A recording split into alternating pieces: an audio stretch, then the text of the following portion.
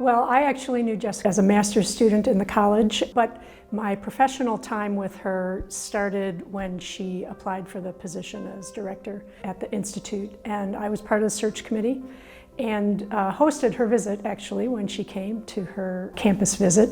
But I also was responsible for checking with her references. And one of the things that stood out to me when I was talking with her references is how they anticipated Jessica could be as an executive leader.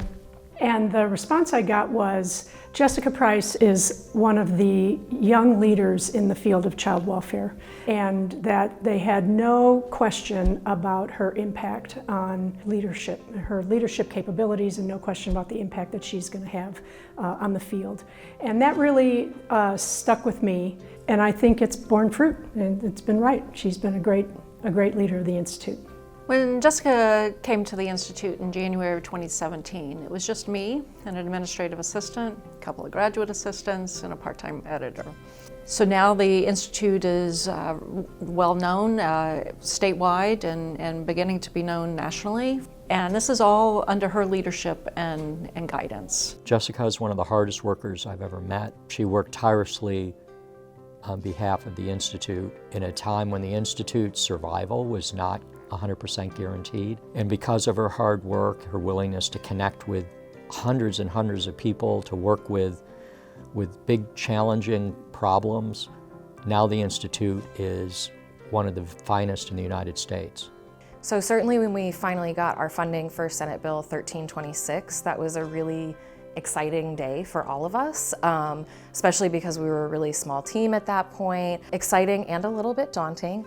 And so just kind of seeing her passion for the work and her confidence that we could do this, both in that moment when we found out that we got the funding, and then also just along the way over the course of the last year plus and carrying out these initiatives has been really inspiring for me to work with her on. The Institute is pumping out work, and obviously she had a team effort, but she led that team, and so yeah, growth.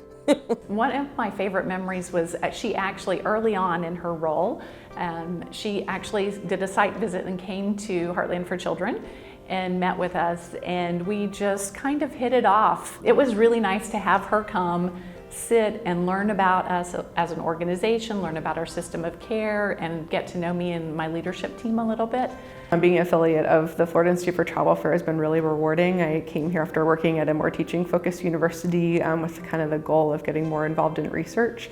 And under Jessica's leadership, I've been able to meet other researchers, to grow my own research area, as well as kind of expand into other areas. And it's just been a really rewarding opportunity.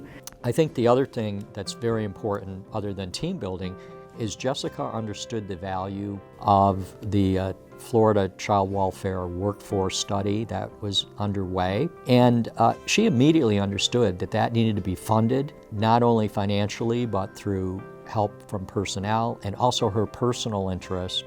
That study created the database, the knowledge base, that led the legislature to decide to invest $10 million a year recurring into these macro system changes. So we changed the conversation, the Institute did, through Jessica's leadership. To know that Jessica was a big part in kind of leveraging the people, the places, the resources, and kind of using her skills and her leadership to do that has been really inspirational for me.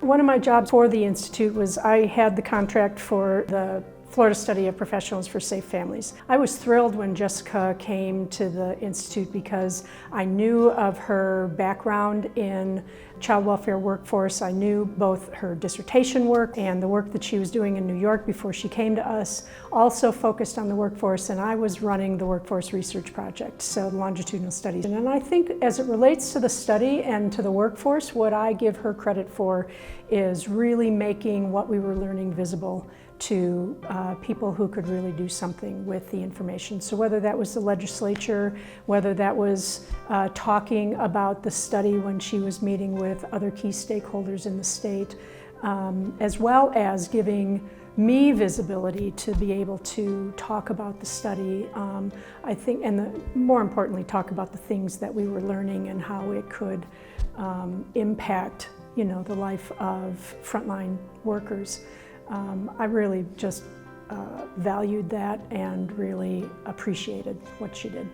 I just have never felt, under Jessica's leadership that we weren't going to meet our mandates, that we weren't going to meet our goals. She's been very encouraging just throughout this past year of transition and growth at the Institute. I really admire Jessica, and just from even the basics, right? Her presence, she has this grace and style about her, but she's also just a very warm and inviting individual. I have not experienced a supervisor that really has taken the time to just sit with the information that I've given them and then come back with such helpful feedback. Jessica has a really calm and focused demeanor that, especially in the last year or so when we've been super busy, it's been very reassuring to have her as the calm, steady force among us. She's always very thoughtful in her approach to making decisions, and I will miss having conversations along those lines with her. So Jessica's a really excellent thought partner, so anything that I ever needed to come to her with, big or small, to talk through, she was very willing to listen. She would think things through very strategically with you, and you always left those meetings feeling very supported. So certainly, in addition to our growth in scope and budget and all of those wonderful things, I think that one of Jessica's greatest accomplishments has been creating an atmosphere where people want to work, where they want to be. On the leadership team, we talk a lot about making sure that we're modeling the well-being that we want to see in the workforce in this work that we're doing with the Growth Center. And really that kind of culture shift, I think, comes from the top. So a lot of people, and I'll include myself, sometimes can let the gravity of that mission turn you maybe a little despairing or make you maybe hard to be around sometimes because it's a very tough business. But Jessica always had enormous positivity. When I was working with her, she was very serious about the work, but always had a smile and always was willing to take on any challenge and meet it with grace, but also with really hard work. So you have a super intelligent person and a high integrity person, and that's really the best type of people to work with. And Jessica certainly is a leader characterized by both.